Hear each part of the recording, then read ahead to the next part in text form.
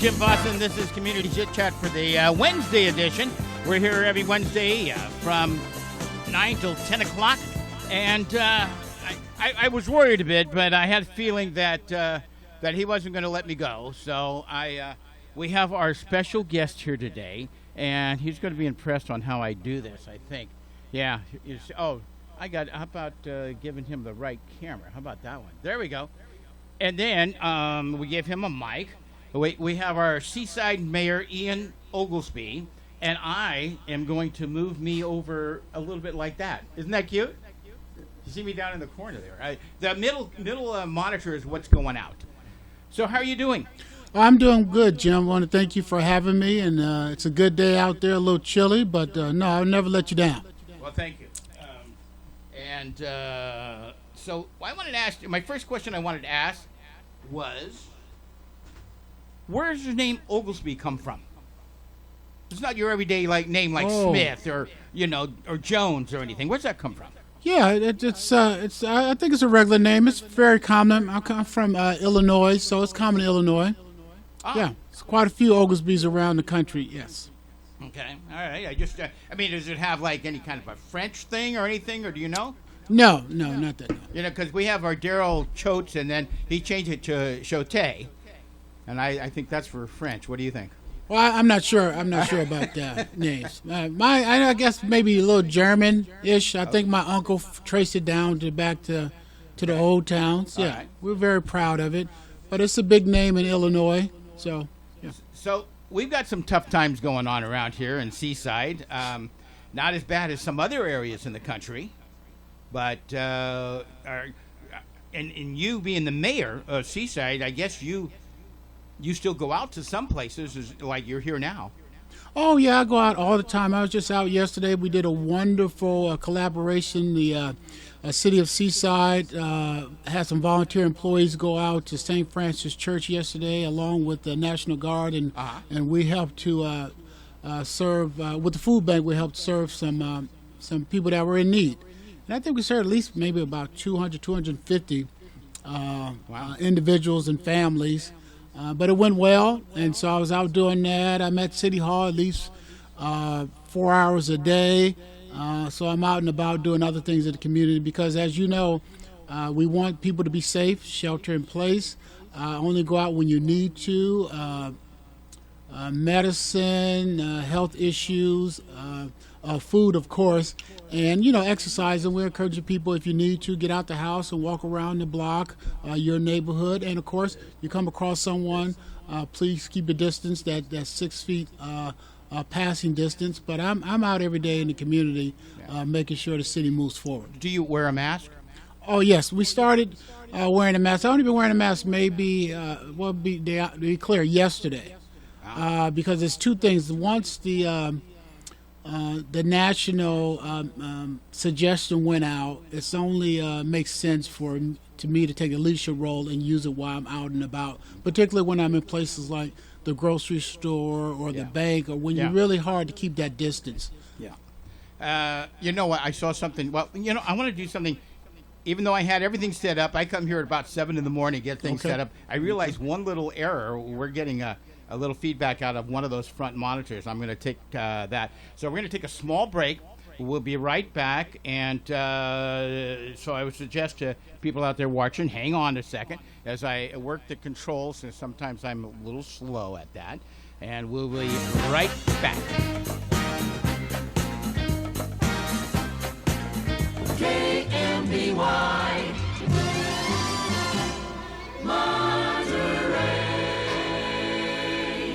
Hi, Jim Fossen here for the Seaside Chamber of Commerce. If you're looking for a great place to eat in Seaside, like the Googie Grill on Del Monte near Canyon Del Rey, or the Wakatobi Japanese Grill at 1130 Fremont Boulevard, check out SeasideEatAndStay.com. If you're looking for a great place to stay in Seaside, like the Econo Lodge Bay Breeze Inn at 2049 Fremont Boulevard, or the Big Embassy Suites at the corner of Canyon Del Rey and Del Monte, check out SeasideEatAndStay.com. If you're looking for a new or used car, check check out SeasideAutoDealers.com, where you'll find BMW of Monterey, Victory Toyota, Lexus Monterey Peninsula, and more. Check out SeasideAutoDealers.com. For more great information about Seaside, check out SeasideCalifornia.us. That's SeasideCalifornia.us. All of this and more brought to you by the Seaside Chamber of Commerce. Not a member? Join today. Call 394-6501.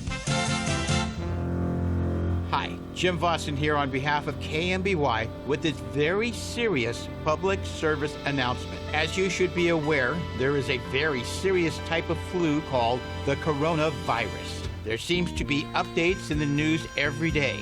While you should stay informed and be concerned, what you shouldn't do is panic. While it may seem to be the end of the world, it is not the end of the world. You might be wondering what you can do. Number one, don't panic. It really doesn't help to panic, like going out and buying all of the toilet paper, paper towels, water, canned soups, etc. Doing things like that just creates a bigger panic. Number two, take care of yourself. Wash your hands often. I know it's hard, but try not to touch your face with your fingers. Don't shake hands with anyone. Do the elbow-to-elbow thing if you have to. Avoid going to places where crowds are. Eat healthy foods. Keeping yourself healthy is probably the best. Pay attention to both local and national news for updates and more suggestions. And it probably wouldn't hurt to throw in a prayer or two. Thank you. All right, we are back. I'll just grab this for a second. I'll probably do this. Sorry. I'm back in the little corner down there. This is the a community chit-chat program here on KMBY, and I am Jim Vossen. Our special guest today, the mayor of Seaside, Ian Oglesby. Am I pronouncing all that correctly? I do okay? Yes. Doing okay. All right.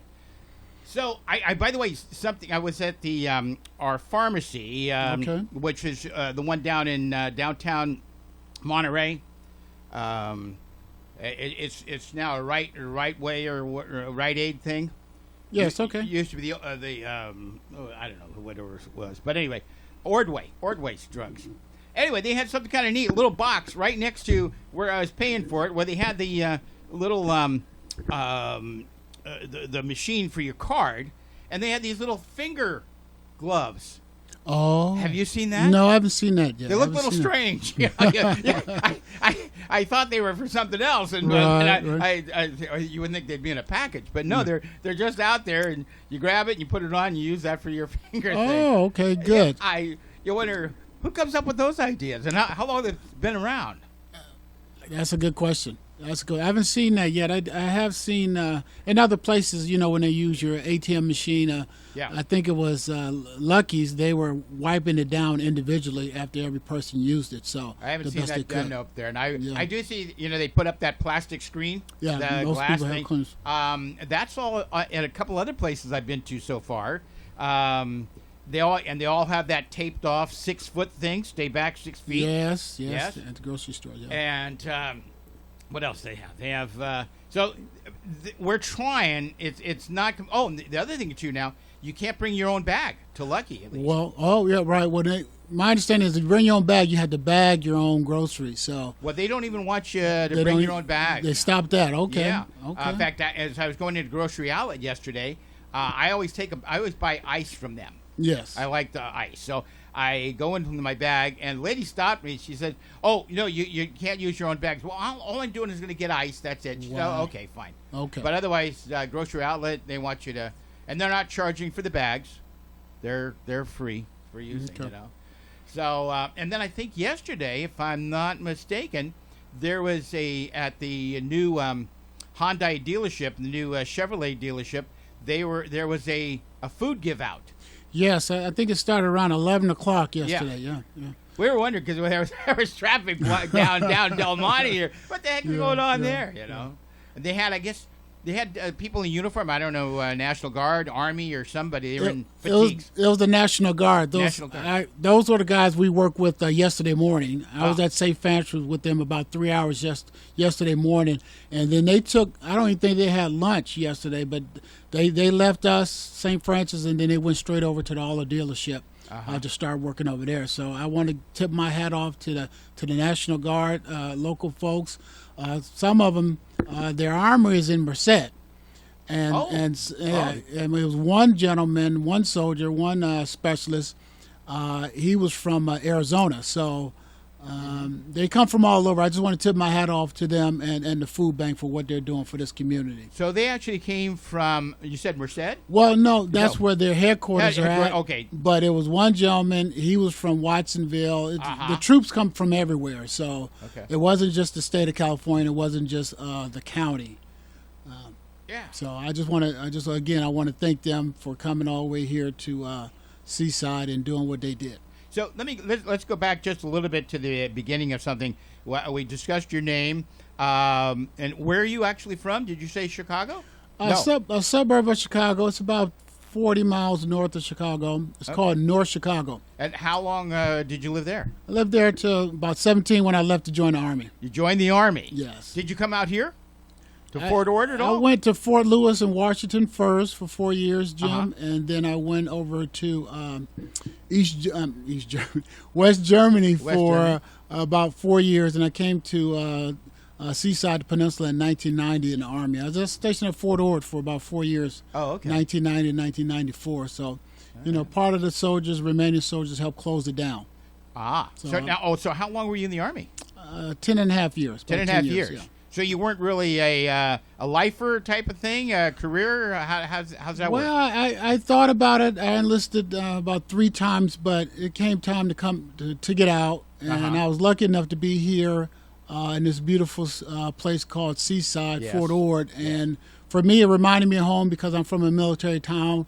I'm from a town that's on Lake Michigan, so it's kind of like the same way with Monterey Bay.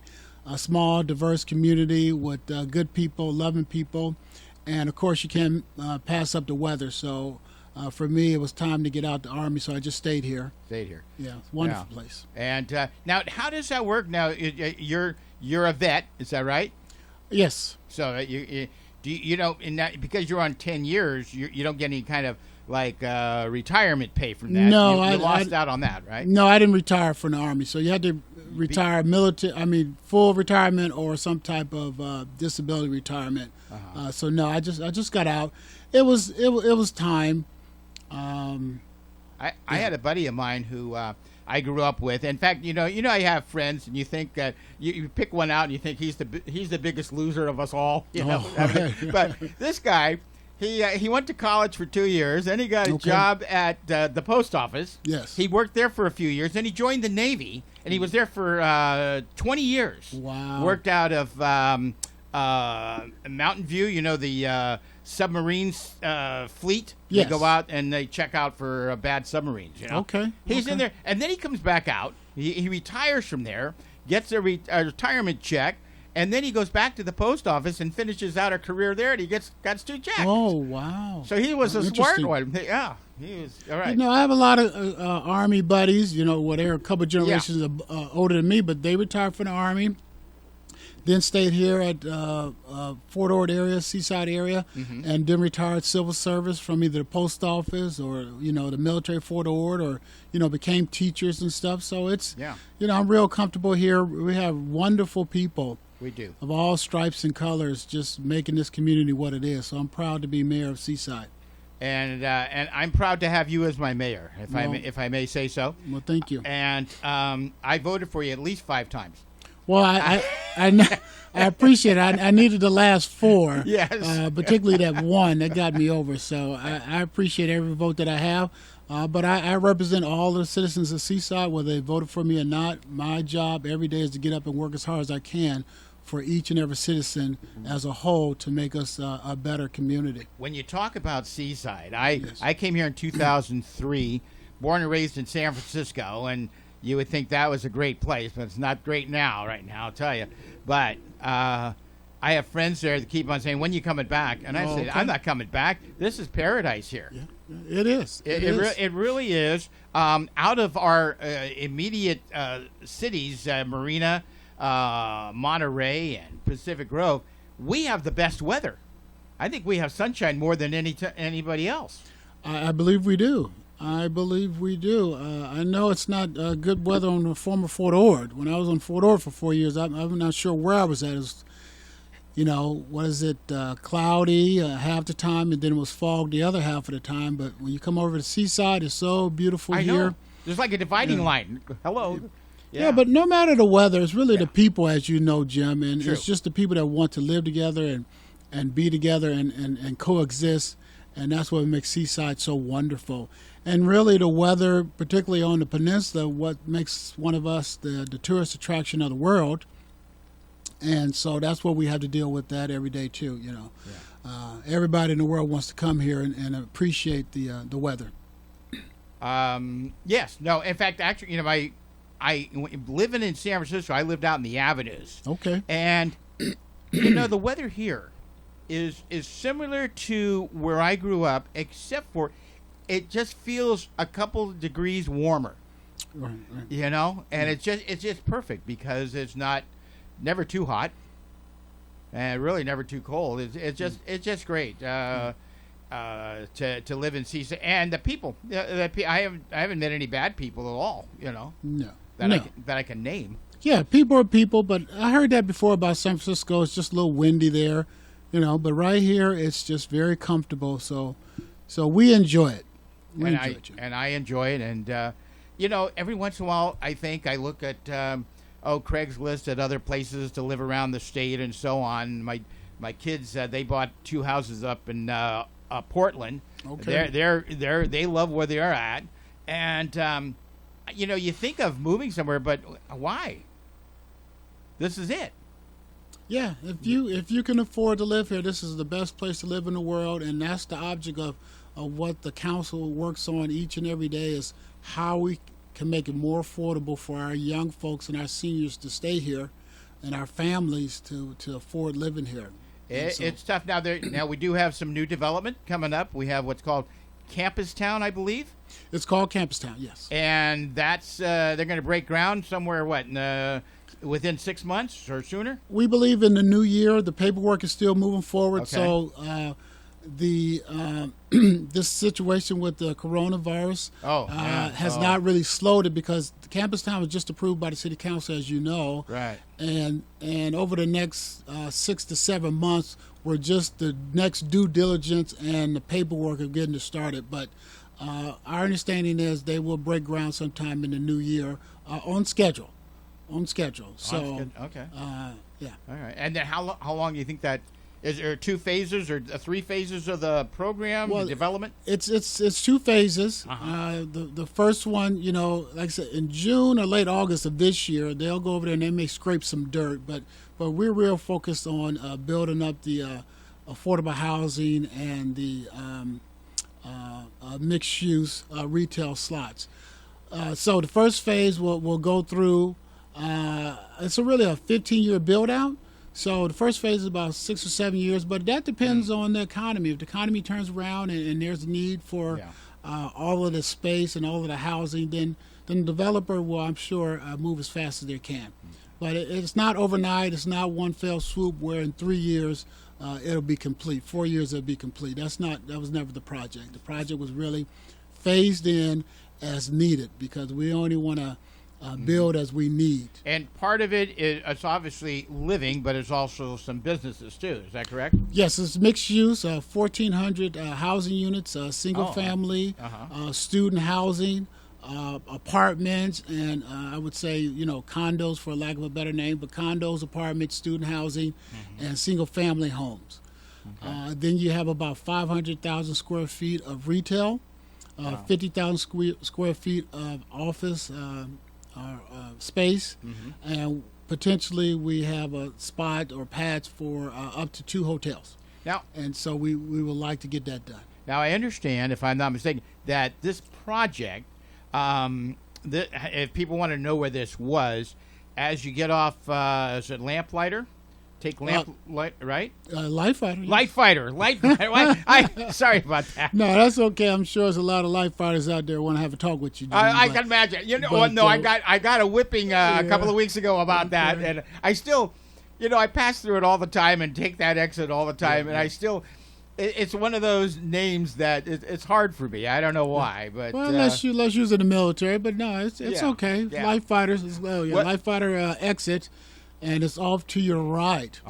and I think it's that first is you come to a signal, and the next part as you pass the signal on the right hand side, that's the area. Am I correct? That area right there, up until the back of the old theater, which is Habitat and Humanities restore Right. shop. Yeah, that Was the theater going to stay? yeah, that's not ours. That's still the military. Oh, and those other businesses there. Yeah, that's still the military. Okay, all right. We have that field that's right next to it. Well, aren't there in this project though? There are some of those older buildings that are going to be removed. Is that correct? Or all of them are going to be removed. I mean, yeah, within the land there. Within that land, Yeah. and it's not too many on that parcel right Okay, there. no. But when you cross the street, General Jim Moore, when you cross the street, and you have the, for those that know where it's at, when you have the fire station Yes. and the old Burger King Yes. going up is the second phase. Oh, okay. And then intermixing that, the old Burger King will come down. Intermixing that is a couple buildings where they still have military conclave, which is the military police and some other ancillary entities. Mm-hmm. But going forward is where the second phase will be at. Okay. All right. All right. So those are some good things. Oh yeah, that's Those are some good things. Yeah. Now, what's going on? I heard many different things throughout the years. When you let's see, what's that? The main you're going up Fremont, and before you get on the freeway, you turn right, and you want to go up to the Highlands. What's that street? Monterey. Oh, is that called Monterey? Yeah. Oh, okay. All right. But there was used to be like a gas station thing on the left hand side. What's that going to be? That is okay. That is our what we call our season management adult care So that's assisted living. That's coming about then. That's still on schedule.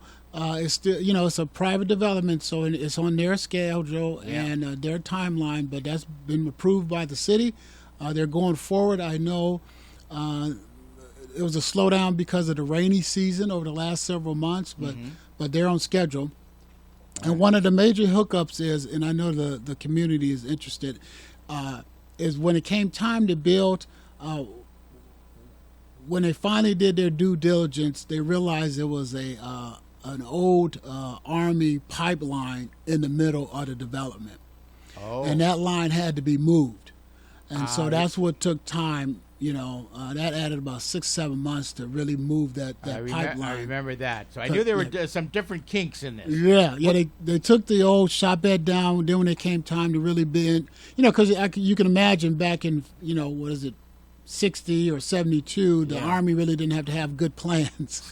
No. They just dug and buried stuff at their will. So it really wasn't recognized on the plans, but when it came time to build, the pipe was in the middle of the development. Did you say that was a gas line? Well, I believe it was a PG&E gas line. Yeah. Oh. Okay. It was just something you didn't. Yeah, it was a gas line. You didn't want it underneath. No. Your. I didn't think so. Your building. No. Not only for that type of danger, but if it ever needed to be maintained. True. It was in the way. So that added an extra 9 months to figure out how to do that. Have you been to Daly City?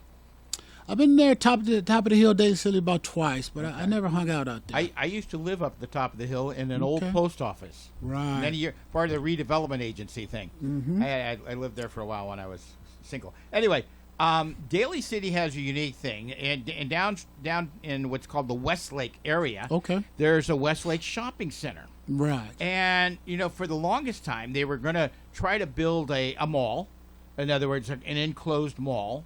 But they can't do that because right down the center of the Westlake Shopping Center is the main water feed from Crystal Springs Reservoir that goes to Lake Merced. Okay. And you can't move that. So so that's why it was always open, and it still has to be open there, so they can access it if they need to do that. Yeah.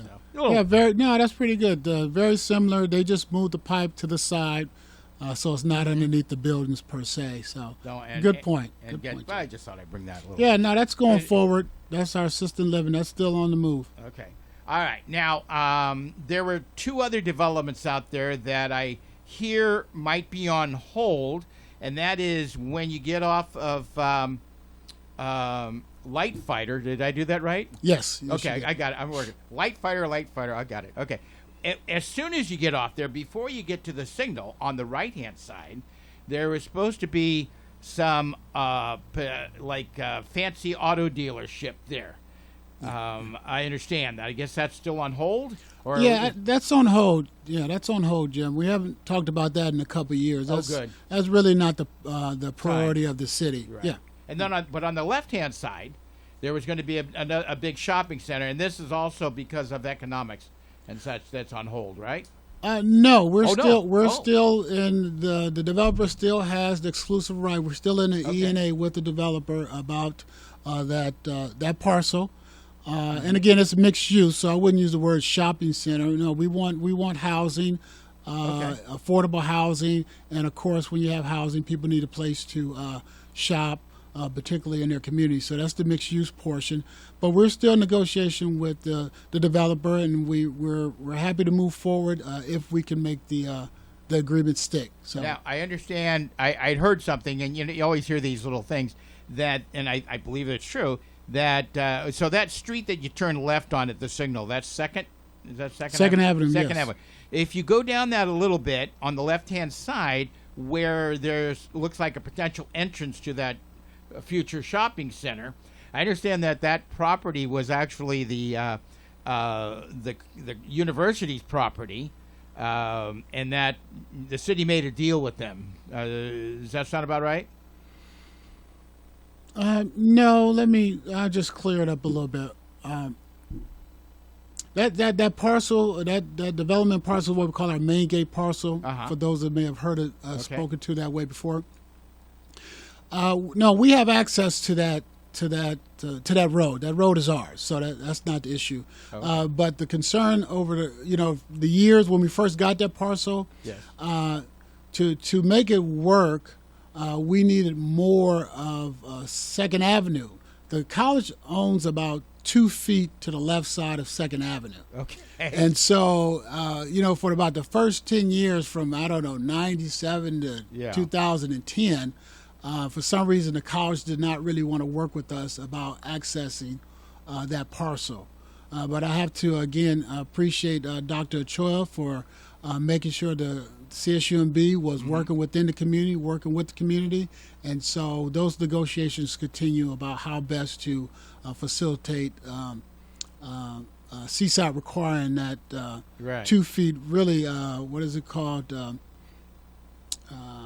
2 feet avenue, really. Oh, yep. I know what you're talking about, but it's like it'll come to me second. It's like in some places where you have a backyard and another backyard, and in between there you have lines going down. An easement. Easement, yeah. There we go. Yeah. I got it.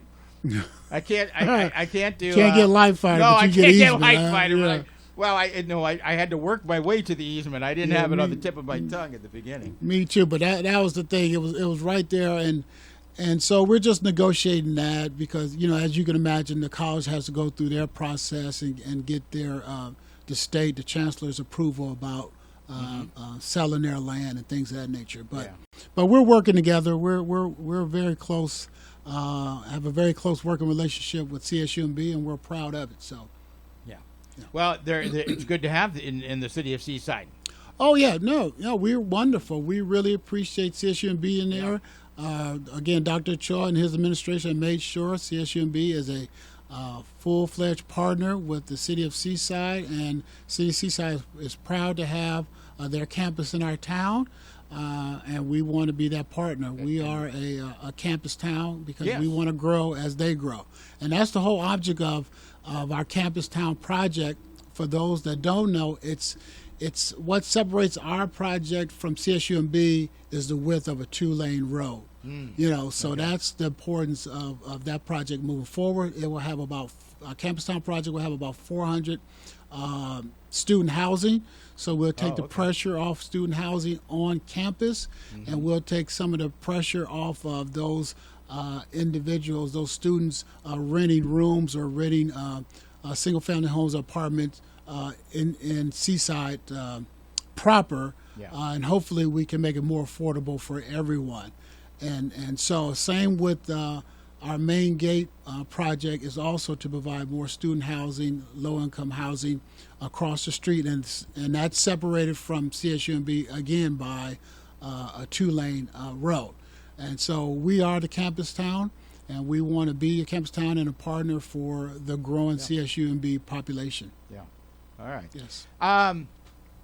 Let me. I just. Oh, I know where I want to go. So lately, because of the situation, Okay. you're having council meetings at the Oldemeyer Center. Is that correct? No, Oh, you're Jim. not? Wait, you. What? Oh, didn't you? That have was no. That was the first one. That was the first. And that was a while ago. So how- when this first came out about Yes. what is it, shelter in place, Yes. and we couldn't provide enough space for that distance, 6 feet distance, because even the council members should be 6 feet apart. Yeah. And so we were able to do that at the Oglesby. You couldn't. You can't do that in the. You can't do it at City Hall. No. It just wasn't feasible at City Hall. So I moved it to the Oglesby, but because of the logistics that it takes to hold the meeting at the Oglesby, because we had to have staff come in and disinfect all of the Yeah. all the Yeah. everything that we touched. I know. It just wasn't right, and it wasn't right for us to ask them. So we went to Zoom meetings, and so we Right. meet virtually under the authority that the governor Newsom gave all public agencies to suspend the requirement to meet in person, and suspend the requirement for the public need to be actually at that one place. So we how meet do you do this? now? electronically through Yes. through Zoom. Okay. Very similar to the way your guests are watching us today. We are recorded and Yeah. it's filmed and played on YouTube. They can participate by either writing or emailing the city clerk. Have you done one of those yet? Yes. Yeah, We've done 2 already.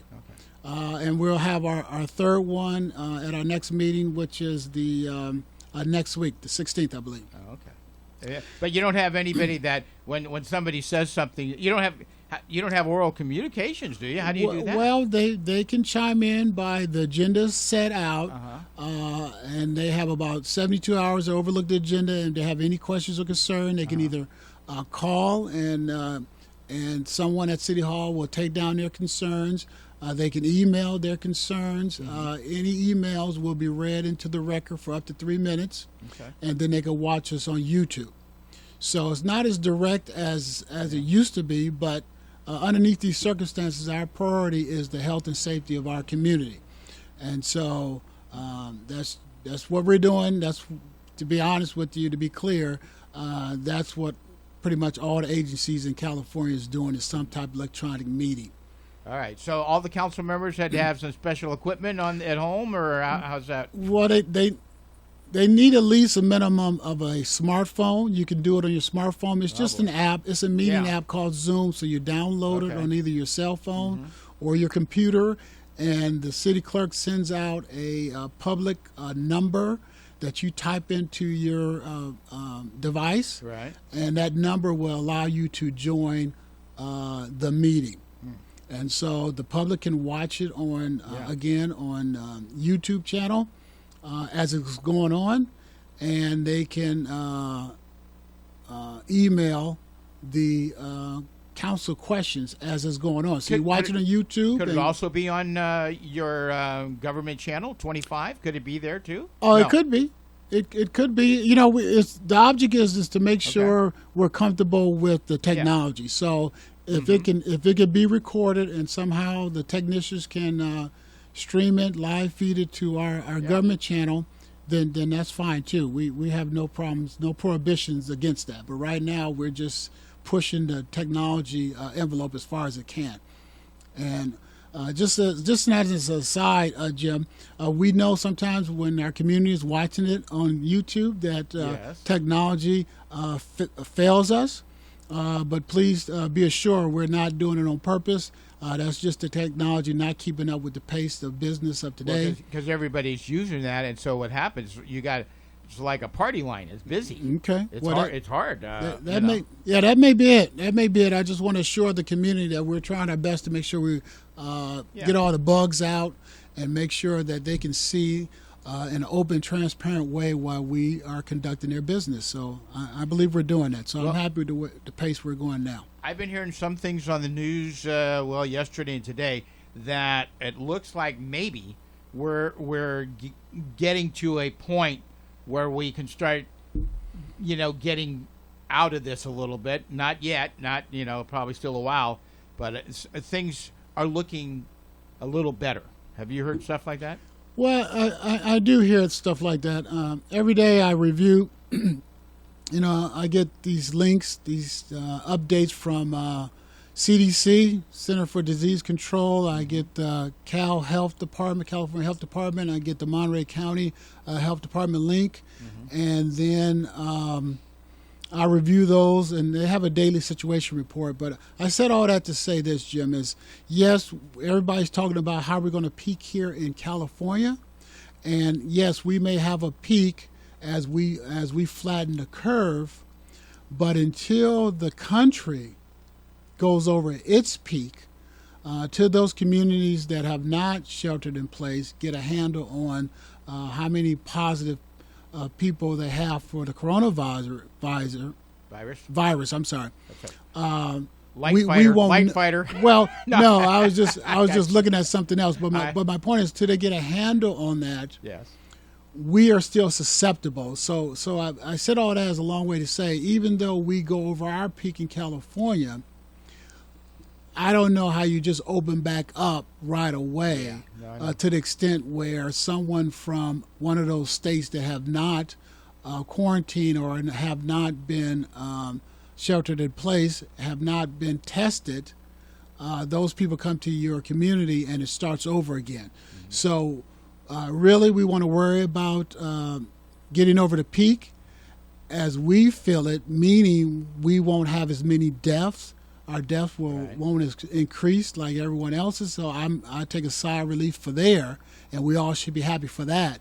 But we still may have to social distance ourselves, even though the peak is over. Even though we may, the governor may open back up, so to speak, the state, and the county may relieve this shelter-in-place orders, but we still probably need those masks. We probably still need social distancing. And you're definitely going to have to continue to wash your hands and things of that nature. So I look forward to that. They say the peak is somewhere around April 12th through the 15th. But again, that just means the deaths should not increase at a pace that's unacceptable. And it doesn't mean we're open yet. And doesn't mean we're open yet, because we don't want to open back up until we get more tests within this community. And as you know, tests are hard to come by until you're actually sick. Yeah. And we want to be able to test anybody that wants to get the test, so we don't have people that are positive or asymptomatic walk around our community. So that's what we're looking forward to. I'm looking forward for the city to open back up and our economy trend back toward what the new normal would be. I won't say normal, but what the new normal will be, and then we just go forward that way. All right. Tell you what we're going to do. Why don't we take a little 2-minute break for a second, catch your breath, and then we'll come back and wrap this guy up. Let me figure. I'm still working with some new toys here. So okay, you. Yeah. You have technology. There, okay. Well, it's just it's a long story. That's right. I got you. I'm trying. All right. So first of all, we're going to do this. Drop your mic down, and I'm going to get out of this. Actually, no. What I'm going to do is I'm going to actually. No, not that one. I'm going to fade me out to black like that, and then start this like so, and take that there. There we go. We'll be right back. KMBY Monterey. Jose's Mexican Restaurant and Grill. Come and treat yourself to a refreshing margarita. Experience the warm, delicious taste of Mexico. They use only the finest ingredients and so affordable that you can bring the whole family. Jose's Mexican Restaurant, a family favorite in Seaside on Del Monte and Broadway. Local and family owned. Come and let the Maldonado family serve you.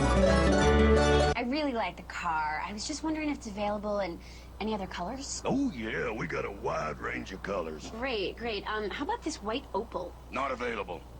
Okay, the platinum metallic? Out of stock. Gold mist metallic? Not available. How about the Ming blue? The mini blue? Ming blue. Min blue? Ming. Mind blue. Ming blue. Ming blue? Yes. Nope. Tired of being badgered? For a better way and a better deal, come to the Seaside Auto Center in Seaside.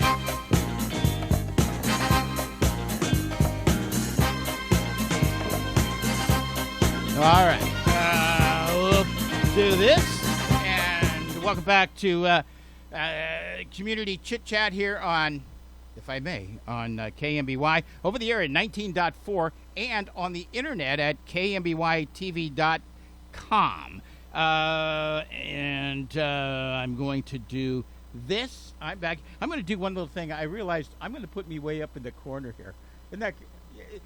See now, yeah, and then when I put titling up on you, Okay. when I have this, I'm not blocked out. You see now? Did I spell your name right on the middle of the monitor? Yeah, you did a pretty good job there, Jim. Yeah. Some people want to put an L after the O, huh? Yeah, they do. They do that quite often. Some of them put two L's, and I don't understand that one. But, Yeah. No. Well, it's not your everyday name. yeah. You know. But anyway, okay. All right. Unless you're from the Midwest. Unless Yeah, you're from the Midwest. You hear it all the time. then there are other people like that, right? Oh yeah. I'm one of the few Vossens in California, by the way. There aren't too many. Most of them are in Minnesota, apparently. Oh, is it? See, I've there never, you I've go. never been there. So, all right. So anyway, you got titling in a right spot. I am up in the upper corner, and we're talking about the city of Seaside, which you are the mayor of. And so let's go back a little bit to your history. When you started working, I believe, for the corrections department. Is that correct? Yes, I started in the corrections in about 1995. 1995. Yeah, right out of the Army, I went into Department of Corrections, California Department of Corrections. And I did most of my time, all my time, over at CTF, down in Soledad Correctional Training Facility. What's CTF? It's a correctional training facility. Oh, that's what you said that, and Yes. I didn't follow it. I'm still working on the light fighter. Okay, so did you have to have a police training, or because you were in the Army, did that help you, or how'd that work?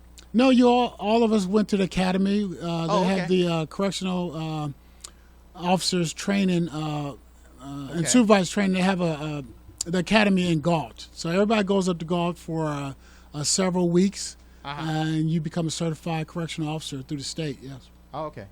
Now, did you carry a weapon? You retired from there, right? Yeah, we retired from there. So yeah, we have weapons. When you say we, did we? Well, I mean all the officers. All of So them. we. Okay. Yeah. Yeah. All right. What was your favorite weapon? Well, No, that's a good question. That's an excellent question. My favorite weapon. you were thinking about it. Well, because there's so many to choose from. We have so many options there. Yeah. And it was my voice, my words, my ability to communicate. That was your weapon? That's the most valuable okay. weapon you have Well, when you talk about law enforcement. Well, your second choice. Yes. Could be your baton, your pepper spray. Yeah. If you're in a weaponed position, you have a shotgun, you have a mini 14, they call them, a rifle, and you have a 38, or now they have 9 millimeters. But any good law enforcement person would tell you the best weapon you have, the first weapon in your line of defense and compliance, is your ability to communicate. So that was my favorite one. All right. Yes. And that makes a lot of sense. Well, it does. How was it working at a facility like that? I'm sure there were good times and some not so good times. Would that be correct? That's absolutely correct. We had good days and bad days. I had the pleasure of the majority of my time was serving on what they call the squad, the internal investigation unit, internal affairs. I was there about 10 years, and so we seen the best days and we see some of the worst days. Was that investigating other officers? Or Well, what was that? yes. Part of our team investigated other officers' internal affairs, and we, because you can imagine, you can't imagine unless you work there, but in reality, crimes inside prisons are investigated by the investigators within inside the prison, and that was the team I was on. Oh, okay. And so if that crime was committed by employees, well, then we had to investigate that. So certain people were assigned to investigate that. Was it hard to believe them at all? No, not after a while. After the first two, you would think, why would people, because we have people, mess up their careers after 15 years, 17 years, 12 years. And then we have people do it after 2 or 3 months. They just didn't understand the importance of really, our job there is to keep the inmates inside. It's not to hurt them, it's not to misuse them, not to abuse them, and it's definitely not to give them anything they're not required to receive. Yeah. And they had a hard time dealing with that, and if we found out about it, then we would investigate and hold them accountable. So it was wonderful. It's my understanding, and you can correct me if I'm wrong, and that is that if somebody is arrested for something, and let's say sentenced to 18 months in jail, at that point they stay at the local facility, let's say in Monterey County, but if they're sentenced to more than 2 years or 2 years and up, then they need to go to a state facility. Is that correct? Am I right? Yeah, that's roughly right. I'm not sure about the new law where exactly the time frames were, but I believe it's about 2 years, 18 months. Okay. And then just some crimes, was about 4 years ago, just some crimes that were and are still felonies where you automatically went to prison. Yes. You just do your 18, 24 months in the local county jail. So you're correct. What happened was the dividing line used to be 365 days, which was a year. If you had to do more than a year, you automatically went to prison, and yesteryear you stayed in jail. But due to overcrowding, the state of California said, well, we'll let you stay 18 months, 24 months in the local county jail. And the local county just loves that, huh? Local county just loves that. They say thank you. I'm sure after a while they seen a little increase in their population. So Soledad is a prison. Is that correct then? It's 2 prisons out there, Jim. It's 2. The old one, which everybody knows that's been here. It's called CTF, Correctional Training Facility. That's the what people call Soledad. Okay. Oh. Then they have the new one, which was built in about, I guess, 2005. That's called Salinas Valley Prison. Oh. Okay. So right. the Soledad prison that everybody talks about is the CTF prison. The Salinas Valley is the new one. And they're only separated, by a street. So if I got in trouble, which one would I want to go to? Well, it depends on how bad you were. Oh, Depends on what you wanted to do. Are there any lifers there, as we'd say? They have them at both. Salinas Valley is what you would call a level 4. Mm-hmm. So they have this, what you consider the most violent inmates. If somebody was sentenced to death, do they go up to San Quentin? They would go up to San Quentin. That's kind of the place. Yeah, your last couple of years. They have a couple prisons that can hold people sentenced to death. Okay. But within a certain time frame, maybe your last 2 or 3 years, if they have the room, they'll send you up to San Quentin so you can start the process for that procedure. Yeah. So bottom question. No. You enjoyed your job? Oh, it's wonderful. You found it rewarding? Yes, I did. I really appreciate what they did out there. And again, I went with the mindset, and the mindset of the people out there is that we're not there to hurt or abuse the people within our care. We're there to give them everything the states say they deserve, and don't give them what the states say they don't deserve. Other than that, it was a job, and it was rewarding. I loved it. It was honest, good days, hard work, and so I really appreciate the people I work with, and it was fun. Now, did you wear a uniform there, or maybe when you first started? I don't know. Yeah, uniform every day. Oh, okay. They have uniforms there, and towards the end I started doing a lot of instructing, so I was able to wear civilian clothes towards the end, towards the last 6-7 years I was there. But my main job was in uniform. Everybody wears a uniform, and we wore a protective vest, stab-proof vest, things like that. It's just as dangerous as people see about sometime on TV. Only thing I would add to that is let's talk about on TV for about 15 seconds. Yes. Only thing that's not true is when you see people walking around inside a prison with guns out, that's not realistic. You go inside the prison, those guns are so far removed from the prisoners that... Well, where would you see that? You mean like in the movies or something? Yeah, in the movies you see it all the time. Somebody walking behind a guy in prison with a shotgun. Yeah. 2 feet away. That would never happen. Well, I think isn't that also true? Like in courts, don't bailiffs not wear guns, or is that? Or no, they wear guns. Oh, they do. Yeah, because that's outside. The courthouse is courthouse. I said the prison, inside the prison. Okay. But a courthouse is run by the county sheriff, and you need the bailiff to have a 38 or a mini on their side. Yes. But if somebody, an officer was bringing somebody into the jail center, quite often, and I don't know, don't they put a gun in a locker and then they take them further in? Is that? Yeah, they'll check their guns somewhere else. I got you. Okay. Yeah, I'm learning. Yeah. Not that I have a lot of experience, but when I was 20 years old, I got sentenced to 5 days in jail for contempt of court. Okay. I talked back to a lady judge. Yeah, that's not the right thing to do. Yeah, you know what I learned from that? Never talk back to a lady judge. That's what you learn. You know? That was a good lesson. It wasn't bad. All right. So now you got on the city council. What year was that? And my first election, it was 2008. 2008. Were you on some other commissions or boards before that? I was on the Planning Commission for the city of Seaside, Okay. and I was on the county's overall economic development commission. And so I was appointed to that position by the Honorable Jerry Smith, late Jerry Smith, right. mentor to me. And then I had the pleasure of being appointed to the Planning Commission by Honorable Ralph Rubio, also someone that is dear to me. And so I was elected to the council by the help of past mayor Don Jordan. Assisted me a lot in getting to that seat. And so it's a lot of people. I'm sitting here today because I'm standing on the platform that those people have laid for us. Ruthie Watts and Helen Rucker and Debbie Anthony and people like that, Mel Mason, people like that. So that's when I started in 2008. Good. All right. And now you became mayor when?